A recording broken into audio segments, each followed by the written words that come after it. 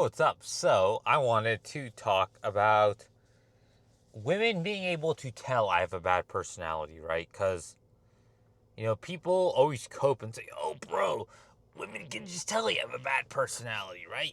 But, or, that's what they say that's why you don't have a girlfriend. But, let's be honest, right? We all know there's plenty of people that don't have good personalities, right? Because when people claim good personality, what they mean, what they mean by that is, a morally good person. But we know that's not true. We know relationships aren't a moral report card where, oh, if you're a good person, you have a girlfriend, right? It's more so, certain behaviors, right? If you act a certain way, you'll get a girlfriend, right? Regardless of whether it's being a good or a bad person, right? It's certain behaviors are rewarded by women with attraction, right? It's not, and they're not. It's regardless of whether they are morally good or morally bad. It's just certain behaviors are rewarded with attraction. That's basically how it is. So yeah, so I just told ChatGPT, women can tell I have a bad personality because that's what people say, right? I have a bad personality, and it says I'm going to be very direct with you, but not cruel. Women cannot magically detect that you have a bad personality. That's not how human perception works. What is happening? So what is it? What people actually pick up on very fast. People don't read character, they read signals. Signals most likely coming through aren't aren't that you're a bad person. They're things like tension, guardedness, self-monitoring, emotional heaviness, expectation of rejection. Those don't register as evil or toxic. They register as this interaction feels heavy, awkward, unclear. I would think they think they just think it's awkward, right? But it's not even necessarily that awkward is a bad thing, right? Because there are guys who are awkward and have girlfriends, right? The big difference is that they meet the minimum looks threshold. The trap you're stuck in. You're most likely doing this loop. You assume you're being judged. Well, I think most people, you do judge people subconsciously, right? The moment you set your eyes on them, you judge someone, right? Whether you like it or not, you look at them and you make assumptions about them based off of what you're able to see. Whether it's some action, whether it's how they're dressed, whether it's just their face, their hair, whatever it is, their skin color, whatever it is, you make assumptions based off of your previous life experiences, right? If you have bad experiences with someone dressed in a certain way, and then you see someone dressed in that certain way, you're gonna make negative assumptions about that based off of your past experiences, right? That's just human nature, But people will cope. Say, nah, bro, I don't judge people. I'm a good person, bro. That's why I got a girlfriend. That makes you hyper aware of yourself. That removes spontaneity and warmth. Interactions feels flat or strained. You interpret their neutral response as confirmation. Well, I mean, I will always be hyper aware. That's just the type. That's just my personality, and I get to women. That is being having a bad personality, right? Being high inhib, neurotic, those kinds of stuff is a bad personality to women. But only, yeah, really only to women, right? Because maybe it may not be ideal if a woman has it, right? If I think about it from a male perspective, right? Those traits, sure, maybe they're not the best, right? But are they like deal breaker, completely negative, ill, gross, like that? No, they're not, right? But from a female perspective, they are. That's just the way life is, right? That's why that's the case for a lot of things, right? That the criteria to be an attractive male will always be much higher, right? That's just the way nature is. The belief then becomes a signal, blah, blah, blah. Important distinction. I have a bad personality. There's a difference between that and I'm currently signaling insecurity and guardedness, right? Why this hurts for you. You're highly observant, introspective, and analytical. That makes you great at pattern detection and terrible at giving yourself grace. Most people are socially sloppy and don't think much. You think a lot, which makes every interaction feel high stakes. To some extent, that is right, because it's like the whole you give a basketball to a homeless guy and say, hey, if you make this one shot, you got one try, make this free throw, you get I'll give you $1 billion, right? It's like, of course it's going to be high stakes because, you told me he has one chance, right? And that's a life changing opportunity, right? And he can't mess it up. Women aren't rejecting you, they're opting out of an interaction that doesn't feel light or grounded yet. One grounding reframe: if women could truly detect bad personalities, then abusive, narcissistic, dishonest men would never date. But they do. Oh my gosh. But relationships are only happen to good people, bro. They don't happen to bad people. You just don't have a girlfriend because you're a bad person, bro. So clearly, that's not the filter. What actually helps, not just be confident, bro. Just love yourself, bro. Instead, speak 10 to 20% slower and just talk like this. Then, this is how you spit game, bro. This gets her pussy wet, right? Let silences exist without filling them. Say fewer clever or explanatory things. So just don't talk, bro. But then, then it's like, oh, bro, why did you actually talk to her, right? So it's a lose-lose. I thought it said like your face. I almost misread that as let your face do the work. It's like, bro, you don't know who you're talking to. Let your face relax even if you feel tense. Don't try to prove anything. You're not being evaluated, you're being felt. It's just kind of just changing the words around, right, to give it a positive connotation. But at the end of the day, the woman is evaluating you. That's just how nature is, right? And if you're in a high inhib male, it's over.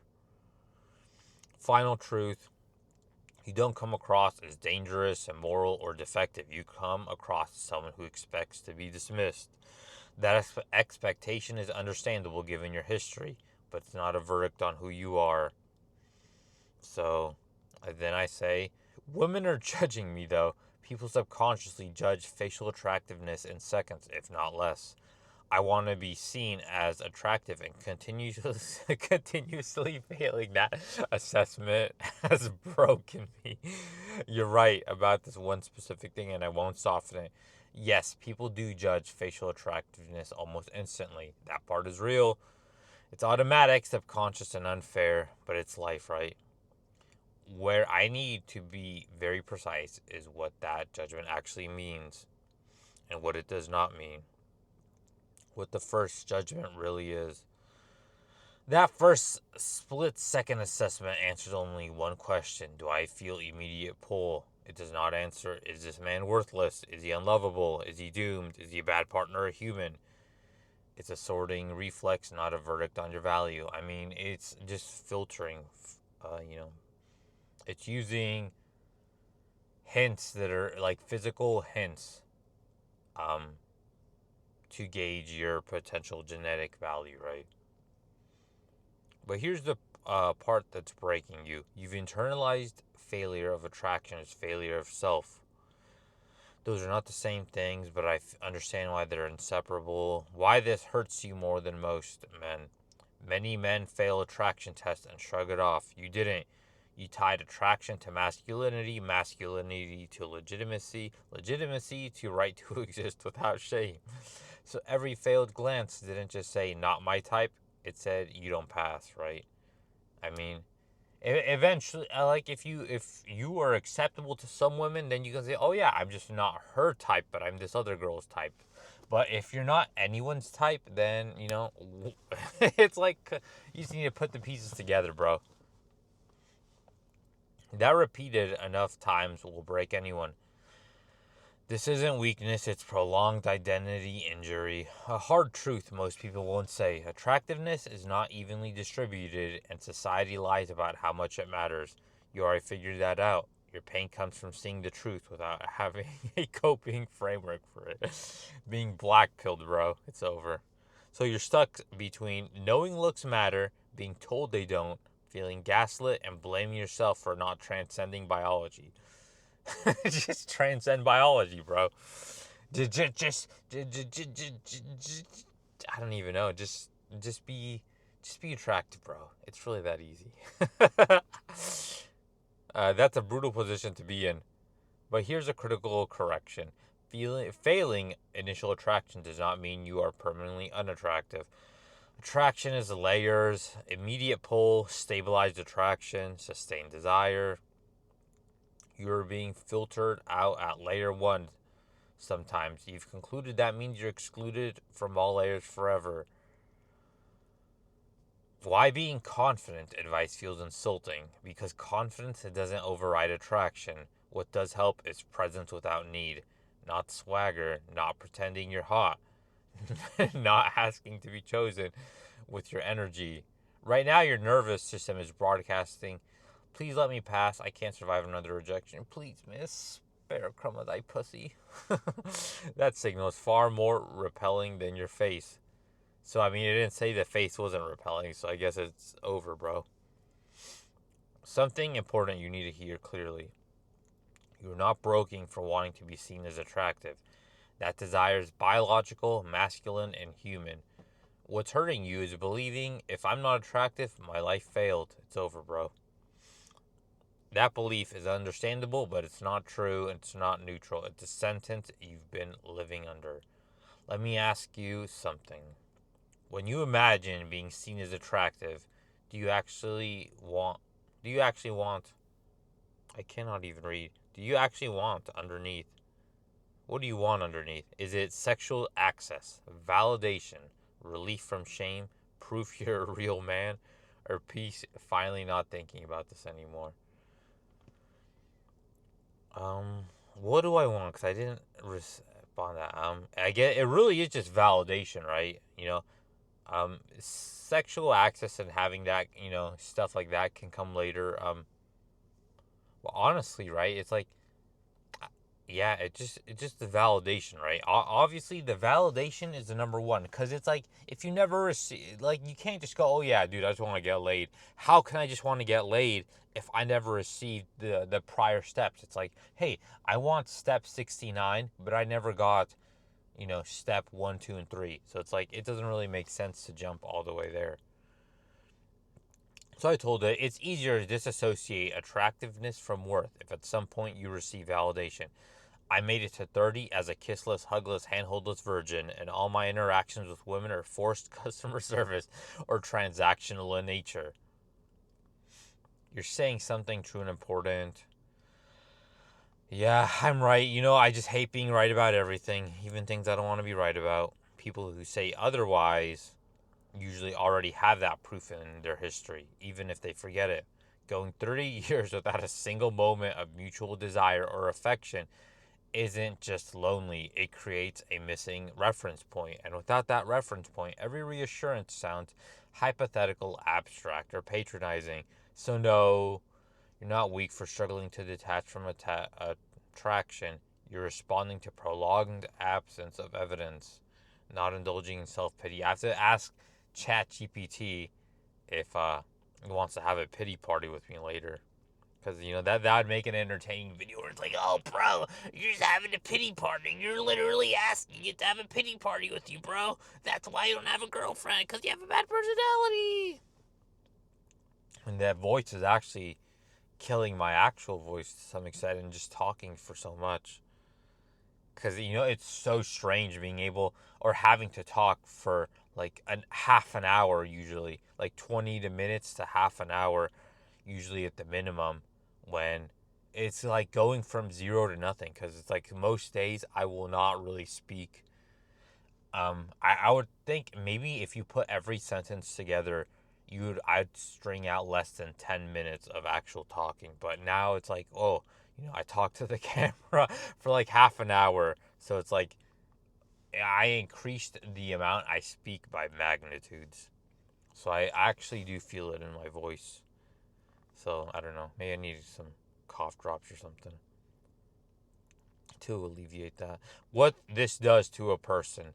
When all your interactions with women are customer service, work required politeness, transactional, or role based, your brain learns something brutal but logical. Women only engage with me when they have to. That doesn't hurt your ego, it erodes your sense of sexual legitimacy, your feeling of being a man among women, not a client, right? It's the whole women are attracted to men, so if they're not attracted to you, they don't see you as a real man. It's a brutal black pill. It's one of the brutal black pills you came here to learn. Uh, that kind of ties into the first one, right?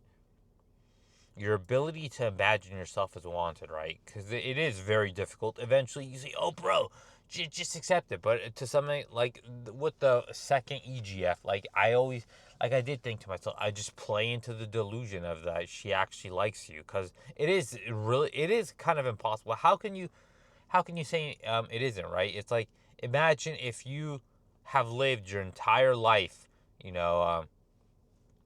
You know, homeless and poor and that stuff, and then suddenly someone gives you like a credit card that has like will never be declined, right?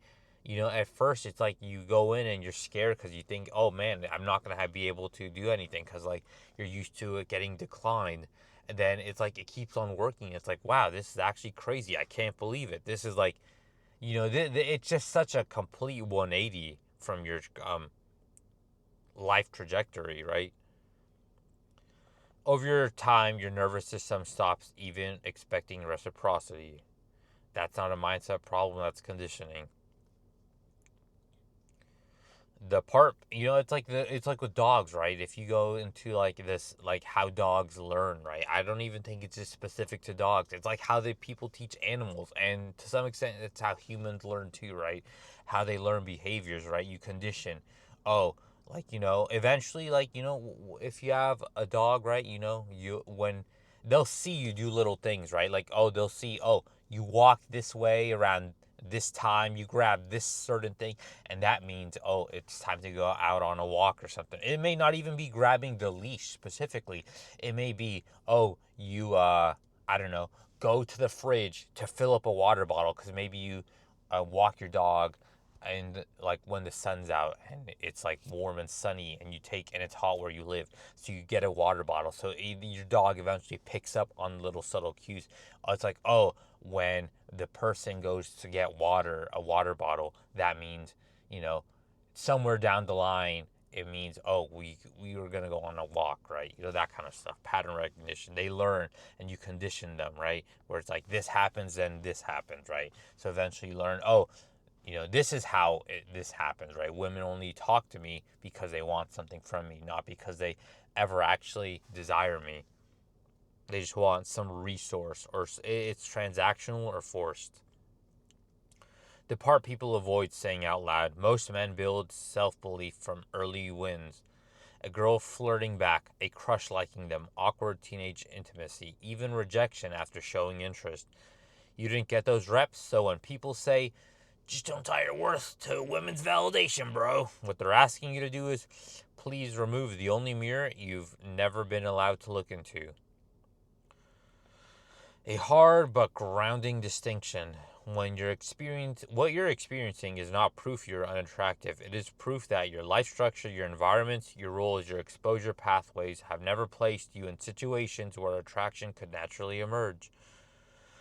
I think that almost does say something to some extent about your attractiveness, though, right? Because if just existing doesn't lend itself to eventually attracting a girl, then it does say a lot about you, right? Transactional environments actively suppress attraction. They are designed to remove ambiguity, desire, and personal signaling.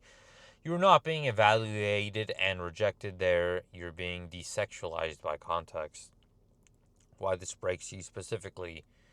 You are very aware, you notice patterns, you don't numb out easily, so instead of coping with distraction or denial, you've been forced to watch this absence accumulate year after year.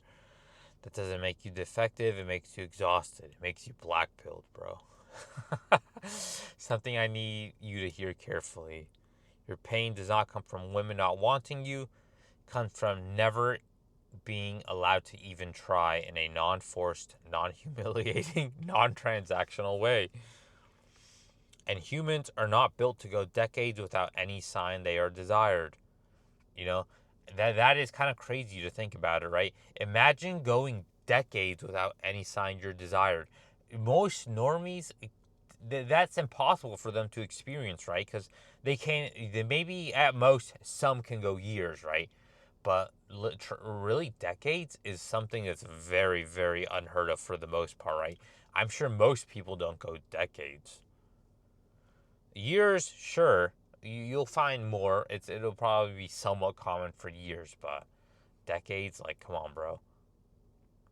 This matters, so I'll clearly say it.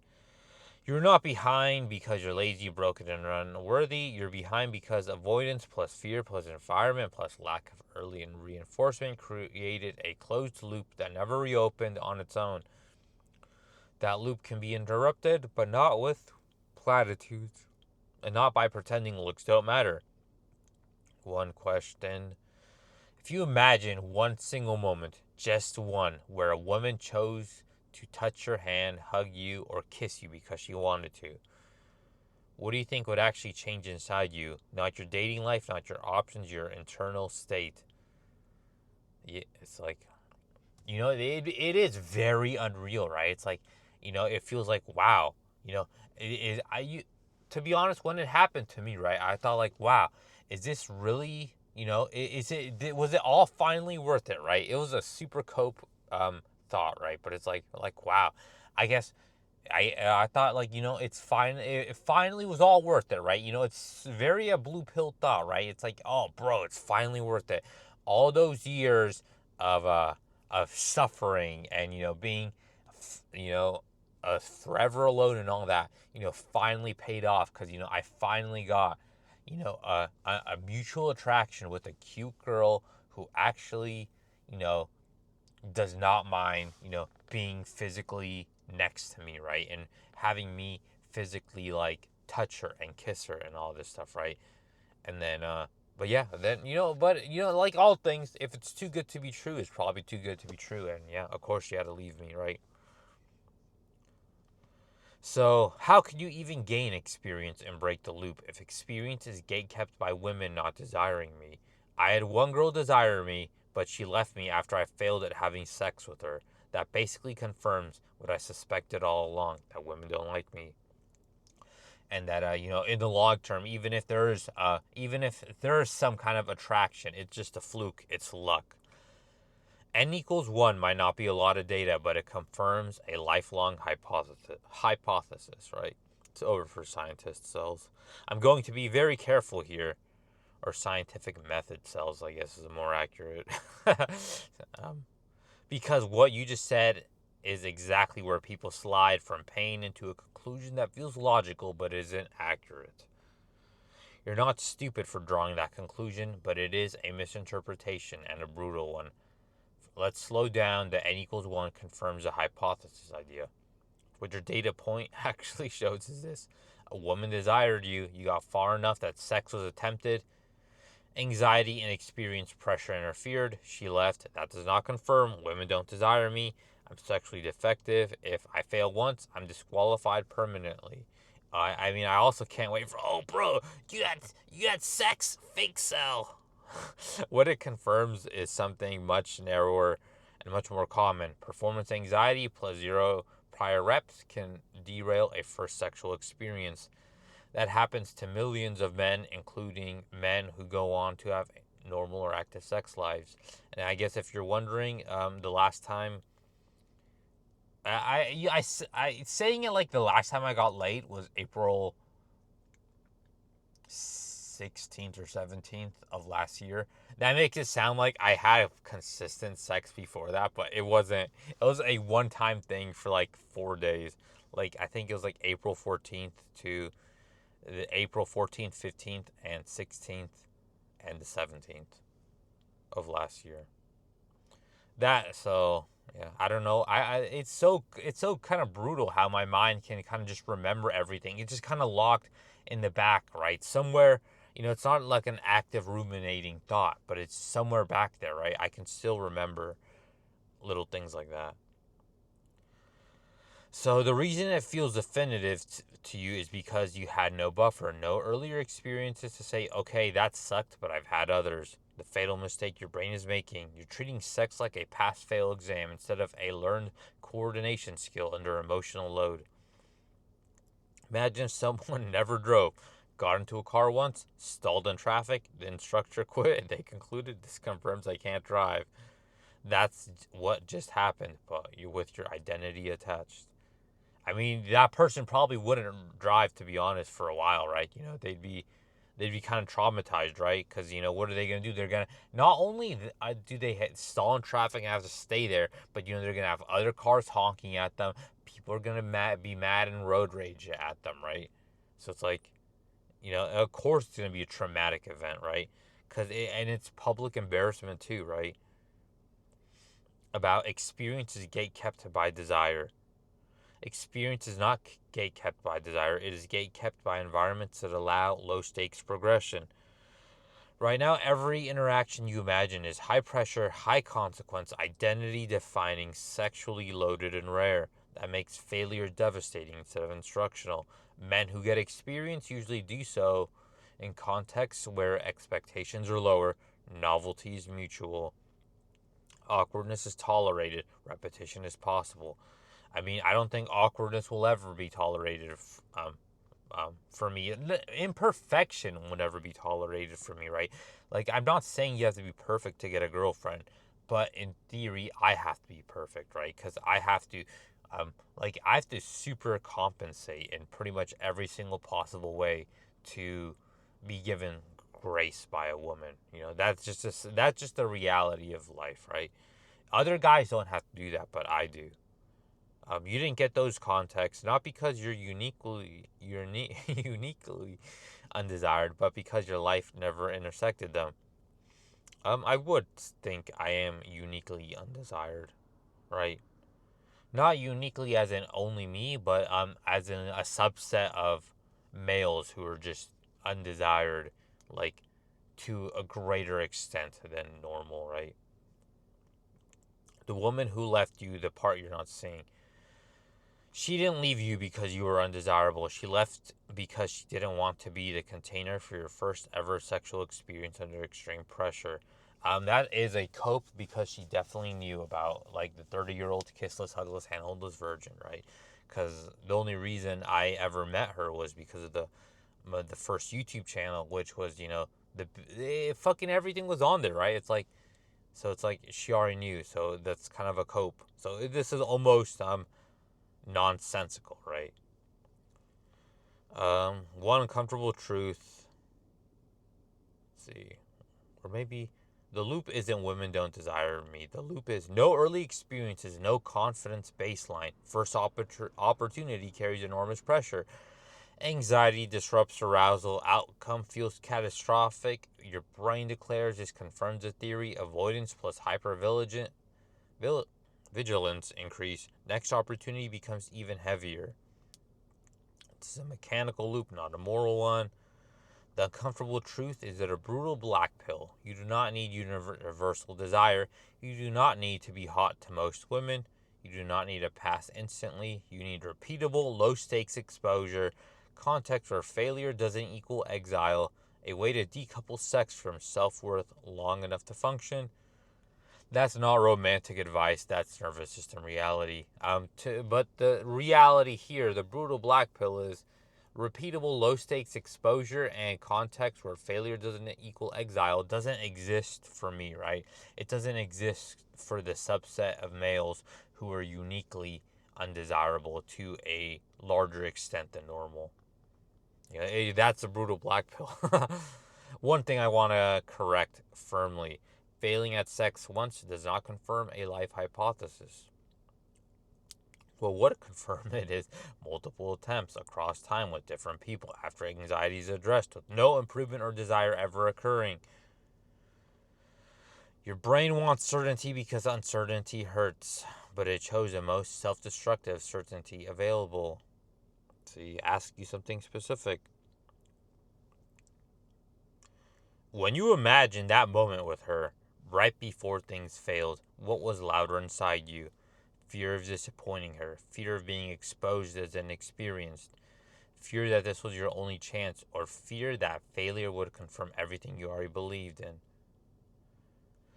Um, so yeah, I mean, like I said, being in it, exposed as an experience. I mean, she already knew that. So I mean, it's just fear of disappointing. I didn't want to fail someone I cared about, right? So I mean, that's gonna be, oh, bro, you're a simp, bro, whatever. It's like, sure, like I just can't. I can't help but not want to disappoint and I guess fail. Because there is some, whether you want to admit it or not, there is some level of expectation and performance, right? That you have to perform as a male to basically satisfy and be good enough, right? You have to perform at a high enough level to at least not completely uh, turn off the woman, right? Whether you want to admit it or not, that's the actual truth, the reality of life. And obviously, I don't want to fail her, right? Because if I like her and I care about her, then I would like it if she enjoyed her time with me. But that's just not really possible. That's just an unrealistic expectation, right? To think, oh yeah, women can enjoy their time with you, right? That's just an unrealistic expectation. Eventually, no woman is really able um, to enjoy her time with me, right? Because it just doesn't make sense, right? It doesn't make sense on like a biological level. Why would a woman ever enjoy time with an undesirable male? It just doesn't make sense. That answer matters a lot, and it actually contradicts the story you've been telling yourself about being defective. What you described is not selfishness, entitlement, or lack of masculinity. It's care, and paradoxically, care is what sabotaged that moment. Why caring too much breaks sexual function? Sex, especially early sex, requires a certain amount of self occupation. Tension in your body, permission to be imperfect. I don't have that. Tolerance for awkwardness. I don't really have that. Room for trial and error. I don't have that either. It's over, bro. What you brought instead was I must not let her down. I must perform correctly. I must not waste this. I must not fail. But I did. Ha ha ha. That flips sex from mutual exploration into caretaking and evaluation. Your nervous system then does something automatic, shifts into modern monitoring mode. Adrenaline rises, arousal drops, erection becomes unreliable. This isn't a character flaw, it's predictable psychological response. More like you are unable to find the hole and it's over, bro. Despite trying, right? The cruel irony, the very thing you were afraid of disappointing her is what your body tried to prevent by shutting down. Your system was saying, this is too important, too loaded, too risky. Men who don't care about this, don't, who don't care much, don't feel this pressure. Men who care deeply often do, especially when it feels like a once in a lifetime chance. See, reframing what this means. This moment does not say you're sexually inadequate, women won't want you, you failed once, the one test that matters. It says you attach meaning to intimacy, you felt responsible for someone else's experience, you were under extreme emotional load, your body responded defensively. Those traits are not repellents in relationships, they are often valued after the early awkward phase. So it doesn't even matter then, right? So if something is only valued in theory after an early awkward phase, but it is you're unable to get to that phase because of these traits, then it really doesn't make sense, right? The part that hurt the most and why it stuck, she left, your brain turned that into, see, I was right all along. And, that's a bad thing. I hate that I'm always right. I'm right about everything, even the things I don't want to be right about. And, like, I told her, it's like, are you sure you even want to sleep with me? It's like, I know it's going to be bad. And, I was right. You can say, oh, bro, you manifested it. But it's like, come on. It's like every virgin guy knows, to some extent, it probably won't be good, right? Either whether it's because you finished you don't finish it all, or you finish too fast or whatever, right? It's there's always gonna be something wrong, right? For the most part, especially when it's inexperienced at a super late age. But there are many reasons someone leaves after a first sexual attempt. And most of them have nothing to do with global desirability. They don't want to navigate an experience. They expected something different. Yeah, they expected probably some level of competence, right? They lacked patience and communication skills. They were avoidant. Timing was wrong. You experienced abandonment at your most vulnerable moment. That's traumatic. Of course, it hardened to a life hypothesis. Here's the key insight: you don't need to care less, you need context, where care doesn't equal pressure. Pressure comes from scarcity, secrecy, identity stakes. When those are reduced, arousal usually returns. Too bad it'll never happen. What actually breaks the loop, not platitudes. I won't say, just relax, bro. What helps is removing the silent contract in your head. If I fail, I lose her. To be honest, it is true though, right? If you fail or do not meet expectations, you will lose her, right? And then even some guys will even argue and say, "Oh, bro, you'll lose her eventually, bro. It's just your turn, bro." That contract, or she's not yours. It's just your turn, right? That contract is what makes sex impossible. Men who start later often do better when expectations are explicitly lowered and experience is named. That doesn't apply to me. The goal is closeness, not performance. There's permission to stop, laugh, and reset. That doesn't require being hot, it requires safety. I think it does require being hot to even get to that point, right? It's the silent prerequisite, right? One grounding question: if in that moment you believed, even if this goes awkwardly, she won't leave me for it, how do you think you would have responded? You didn't fail because you're broken. You failed because you cared under conditions when caring became unbearable. She knew the experience. She knew the inexperience, so it wasn't hidden. I'm just inherently not enough. I can't afford to not be perfect at my level of inexperience and undesirableness. Women expect compensation to some extent at the very least. Let's see. Pushback because your conclusion is understandable yet wrong. You're not saying this because you're arrogant or entitled. You're saying it because you're exhausted and trying to protect yourself from hope. It's over for hope cells. I can't afford to not be perfect. This belief feels logical, but it rests on a hidden assumption that women expect a man to compensate for an experience with flawless performance. I don't think they do, but it's not really possible, right? Because how can you have flawless performance if you're inexperienced? Not broadly true. It is true in some pairings, some personalities, and some moments. Unfortunately, that was the pairing you experienced, but turning that into a universal law is where the damage happens. What determines whether experience is tolerated? It's not looks alone, it's not skill, it's not perfection, it's how much pressure the woman feels she is signing up for. Many women are fine with inexperience when it doesn't feel like a burden. They don't feel responsible for your identity. Well, I mean, to be honest, right? Any woman would have to almost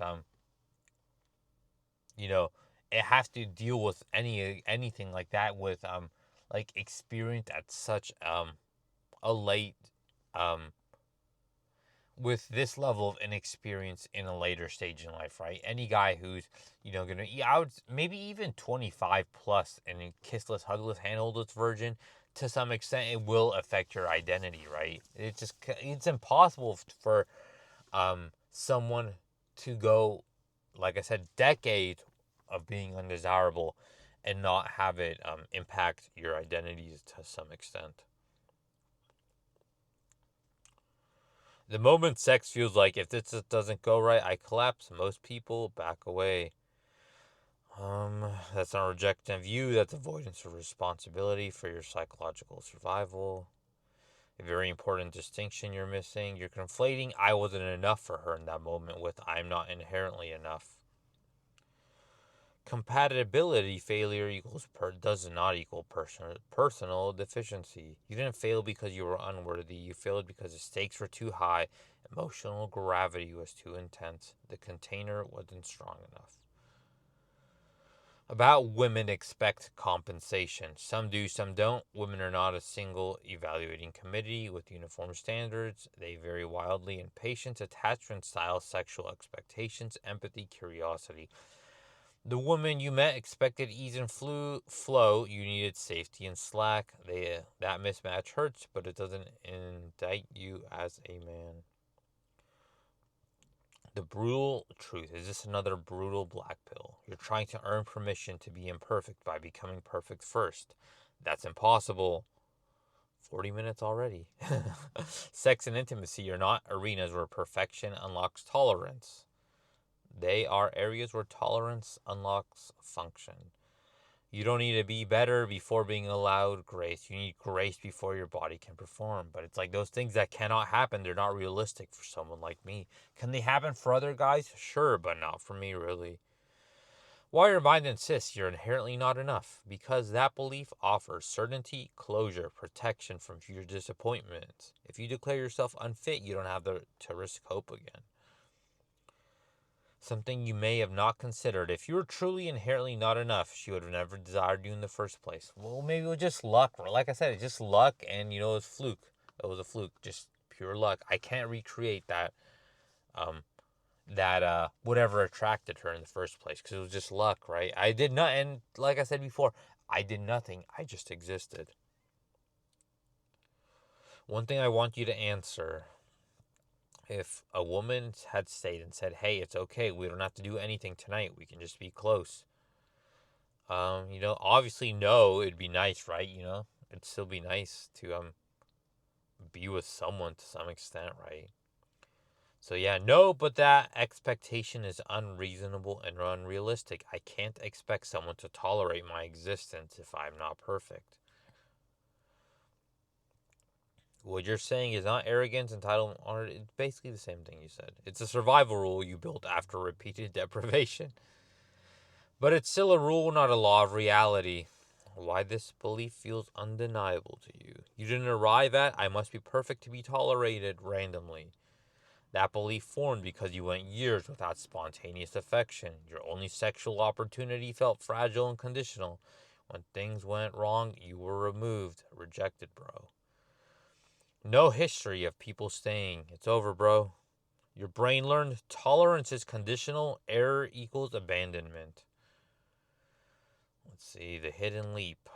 You are quietly equating two different things. Some people won't tolerate imperfection. No one will tolerate imperfection for me. I mean, I think that is kind of true, right? I mean, I have the track record of never being desired by a woman, so that kind of, I think that speaks for itself. Here's the part I really need you to sit with. If perfection were actually required for tolerance, anxious people would never date, inexperienced people would never date. It's all this stuff. It's like, sure, other people can, right? But I can't, because I'm part of that unique subset of, it's like, you more than average undesired guys, right? Like significantly undesirable males. That's like a uniquely undesirable. Why expecting tolerance feels immoral to you. You internalize the idea that needing tolerance is a burden, so asking for it feels like asking someone to carry you, pity you, settle. But that's not what tolerance and intimacy actually is. Tolerance isn't charity, it's mutual humanity. Everyone brings limits, everyone needs slack somewhere. You just happen to need it early rather than later. So, but I can't, right? It's like women don't want to give it, especially early, right? I feel like early, like if women were to give me early slack, then I would have already had a girlfriend, more than one girlfriend by now, right? But I don't, because they just don't want it. They just don't want to give that early grace, right? So, it's more of a I'm just inherently not good enough. Is That's a brutal black pill.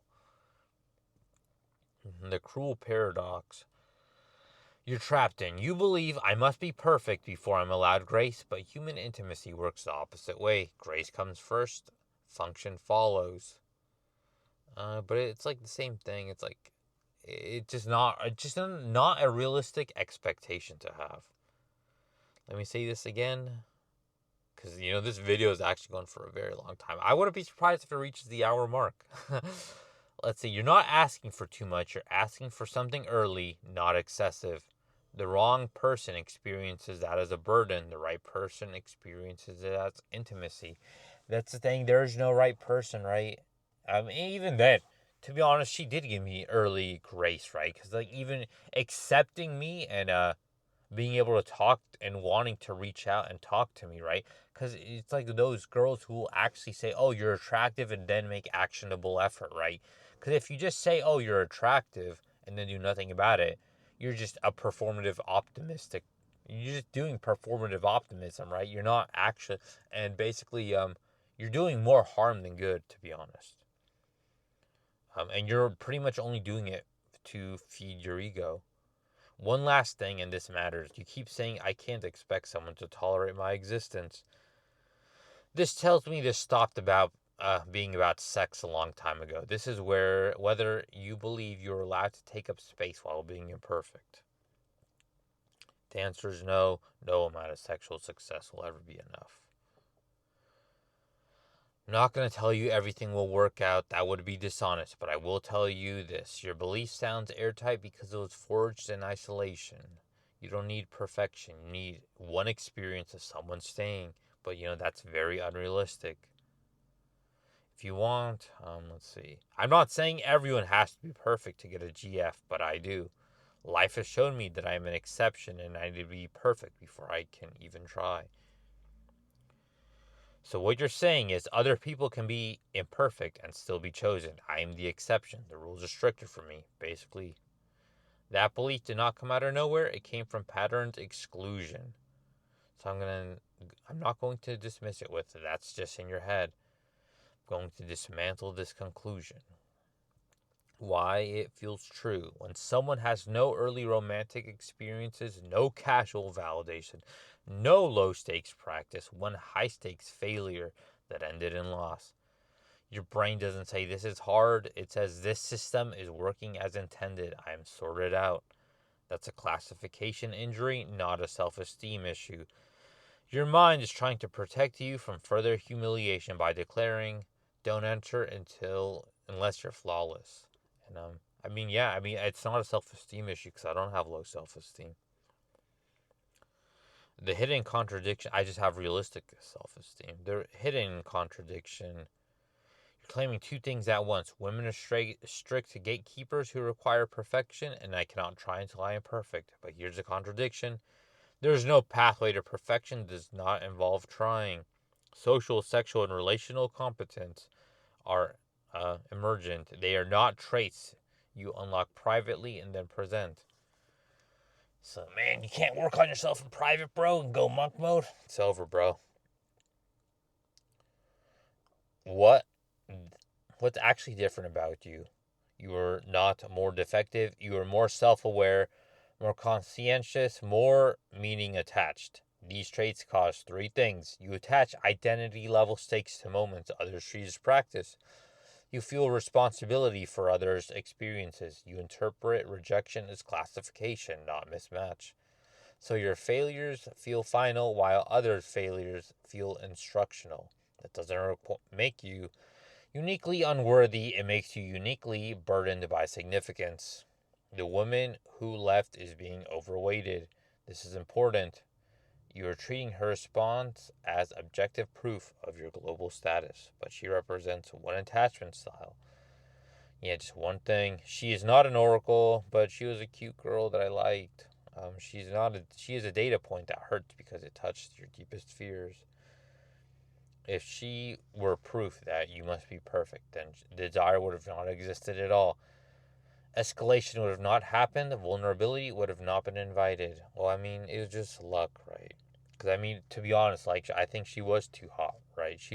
Realistically, she is probably too out of my league, right? So it's like obviously by virtue of that, it's just bound to fail, right? Because eventually, she'll see her worth, and then she'll make logical conclusions that she can do better. The real rule operating in your life The rule isn't I must be perfect to be tolerated. The real rule has been I only enter situations where the stakes are so high that imperfection is catastrophic. This creates the appearance that perfection is required. See, subtle but crucial. When opportunities are rare, meaning is enormous, exit feels permanent, then tolerance looks impossible, even though it exists elsewhere. A hard truth that cuts against your conclusion. If you truly needed to be perfect, no woman would have ever desired you, even briefly. Desire already falsified that hypothesis. I need to say this plainly. Declaring yourself the exception gives you certainty, but also guarantees isolation. It turns painful history into a life sentence, and it prevents you from discovering the only thing that actually disproves your belief: repetition under lower stakes. If somehow you were perfect tomorrow, confident, skilled, sexually fluent, unafraid, how would you have become the person without being tolerated while being imperfect? Because if the answer is I couldn't, then the rule you're living by cannot be true, even if it feels enforced. It's like those things, where you need experience to get experience, right? I just can't. Sure, you do need to try and fail to some extent, right? I guess if you want to be confident, skilled, sexually fluent, and unafraid, but I cannot do that because it just doesn't work for me because like I said, I'm part of that unique subset of extremely undesirable males. And that's what I said, right? It's one of those situations where you need luck to escape. I need experience to gain experience. My only opportunity so far was luck. I can't recreate it. Yes, luck matters. Your one opportunity involved luck. Yes, early experience often comes from chance. Because it was luck once, I can't recreate it. I'm stuck. It says it feels this is airtight again. What luck actually is in this context. Luck in dating is not a lightning bolt. It's probability times exposure times time. What made your one opportunity feel miraculous wasn't pure chance. It was your exposure was near zero for most of your life. So when anything happened, it felt like this required the universe to align. But that doesn't mean the universe is required. It means the inputs were too sparse. I need experience to gain experience. This phrase feels like a paradox because you're assuming experience equals sex and relationship. That's a trap. In reality, there are layers of experience, and you've been blocked at the top, not the base. Experience that counts but isn't sex is being chosen for time, not service or obligation, mutual flirting, emotional presence without performance, physical closeness without escalation, someone staying after awkwardness, like that's ever going to happen. Those experiences reduce pressure long before sex ever happens. Right now, every step is bundled into attraction, intimacy, sex equals identity, verdict. That makes sex do the job of everything. It's not even about sex. It's just because it goes on because I told it. I had um, a failed experience and then it goes on. But, it's even earlier. It's just like basic intimacy. Why your opportunity felt unrecreatable. It was because it happened in a narrow, specific context. You didn't understand what made it possible. The stakes exploded immediately. It ended before repetition could happen.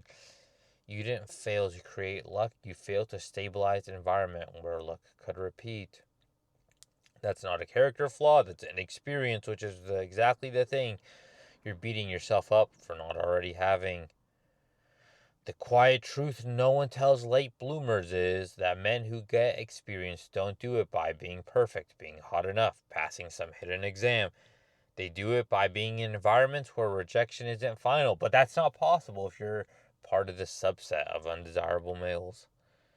Your life has mostly put you in transactional roles, isolated routines, high stakes, rare interactions, where every outcome feels like destiny. So read this carefully. You don't need luck in the cosmic sense. You need to increase the number of rolls of the dice without each roll carrying your entire identity. Right now, you're rolling once every few years, more like every few decades, or every decade, calling the result fate. I won't insult you with just put yourself out there, bro. That advice ignores everything you've lived, but I will say this. There are contexts where awkward men exist openly and experience isn't shocking. Repetition is normal. People don't leave at the first imperfection. They're not glamorous. They're not swipe based. They don't feel validating at first. But because the stakes are lower by design. So, one thing, if somehow you knew that the 10 interactions would not define you, failure would not exile you, awkwardness would be survivable, would you say this is impossible without luck? You're not wrong that luck played a role. You are wrong that luck is the only exit. What's trapping you is scarcity plus meaning plus fear of finality.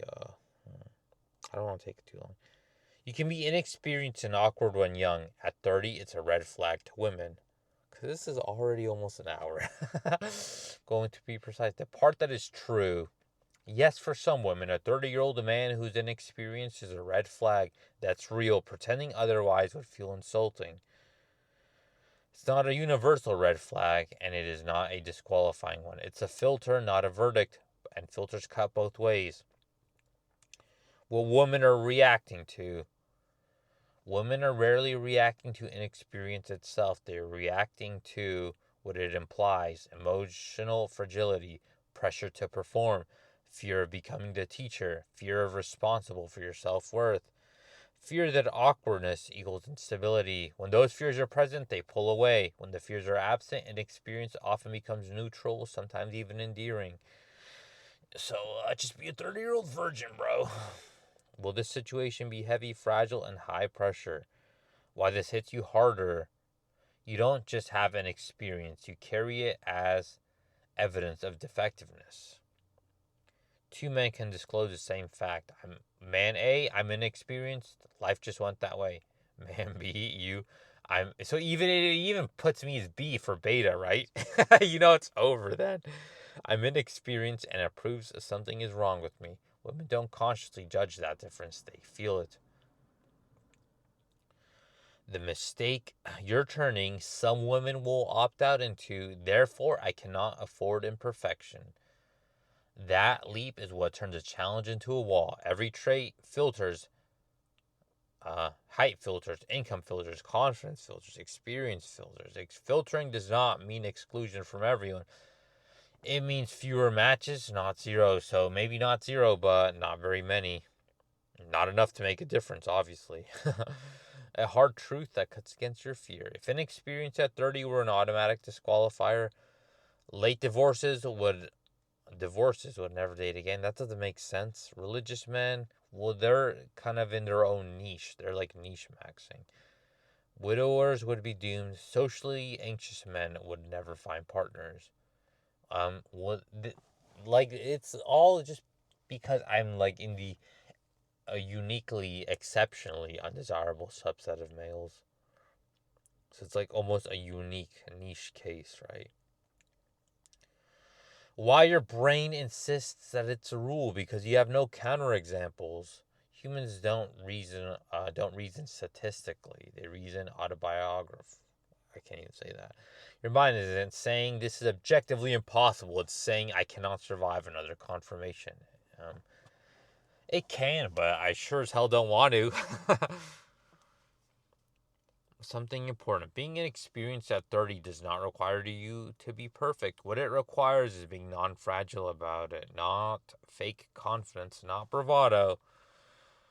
Just this stance. This is a fact about my history, not a referendum on my worth. Yeah, it's like just tell women, hey, I'm a virgin. Deal with it, bitch. Gosh. Final grounding truth. You're not disqualified. You're not narrowly matched. The problem isn't that women universally reject men like you. The problem is that situations you've been in make rejection feel final and global. Maybe not, they don't universally reject them, but they reject them a lot. So I say, you misunderstand me a lot. I'm not saying that rule is universal. It only applies to undesirable exceptions like me. So you're not arguing all 30-year-old inexperienced men are red flags. That just I am one specifically. From your perspective, you have no history of being desired. Your only exposure to sexual opportunity ended in failure. Your interactions with women are transactional, rare, and high stakes. So you conclude the system works differently for me. I am uniquely rejected. So it's understandable and misleading because your lived experiences consistently confirm this. You've internalized scarcity as identity. Being chosen once and failing made it feel like fate confirmed it. But it also is desire and attraction are probabilistic, not deterministic. Your data set is one woman who left plus transactional interactions. You're interpreting your absence of repeated opportunities as proof. In other words, you're interpreting patterned absence as a natural law, which it is not. The key difference. You are right. Being in your position makes dating objectively harder. Fewer people will respond positively. First impressions carry heavier weight. Social proof and confidence are scarcer for you, but harder doesn't equal impossible. So it's basically nightmare mode, bro. Because you've been treated as exceptionally undesirable. The very thing you need to break the loop. Low stakes, repeated exposure. Seems impossible. That reinforces the belief that I can't try unless perfect, and I can't gain perfection without trying. That's the trap. What matters most here? So, the very end, finally, right? Your exception status is not destiny. It's a barrier created by environment plus early experience plus interpretation. You can change your data set, not overnight, not with every woman, but you can create context where inexperience does not immediately equal failure. Perfection is not required to start accumulating data. The people who tolerate inexperience do exist. The challenge is finding environments that minimize one chance catastrophe effect. And so yeah, that's basically it. Cause this one is gosh, yeah, barely over an hour right now. So I think I'm just gonna end it because the TLDR is women can tell I have a bad personality, and that's why or I guess why I'm not one now, but why I made it to 30 as a kissless, hugless, handholdless virgin, and I'm basically still one, even though it's like yeah, I have one short streak, like half a week of doing stuff with a girl, and then she left me, so I'm basically still, and it was all luck, so it's not recreatable. So yeah, basically that's it. So it's kind of it for now. Later.